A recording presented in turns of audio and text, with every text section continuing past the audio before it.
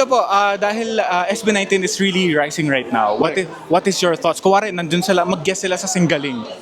Ayun ang lagi naman naming inaantabayanan na yun. Of course, hindi naman natin, mahal kasi.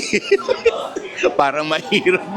Parang hindi na namin, di ba, hindi na namin, siyempre, pwede ba yun? Parang ano, parang, Pwede mo promote sila, ganun, di ba? Pero if given a chance, di ba? given a chance, of course, nakakatawa. And of course, personally, yung mga bawat isa, nakakasama ko naman sila eh.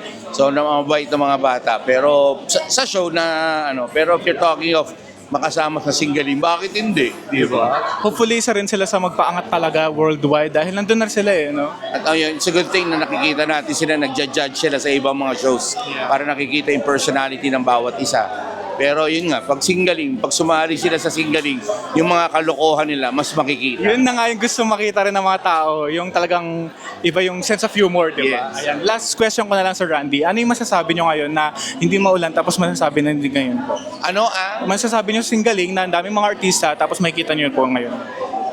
Unang-una, of course, excited kasi kami. Nakita na namin kung paano yung dedication at saka yung kakulitan nga ng lahat ng mga celebrities natin na gusto namin kayo mismo makapanood.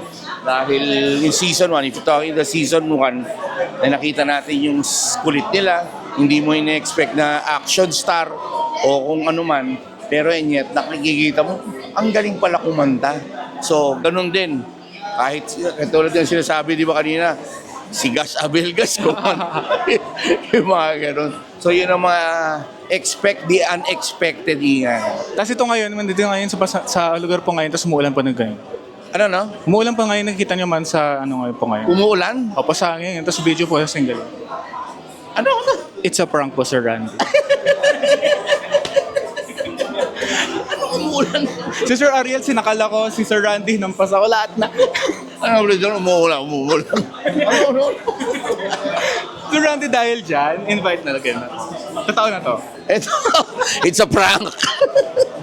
September 27, Sabado yan, alas 7 ng gabi. Pagkatapos, kinabukasan, dahil mabibiting kayo eh, kinabukasan, panoorin nyo pa rin dahil September 28 naman po yun. That's a Sunday, alas 8 naman ang continuity ng September 27. Don't forget, yun yung first episode po ng ating Singaling Celebrity Edition. Yes, thank you, Sir Randy. It's a prank.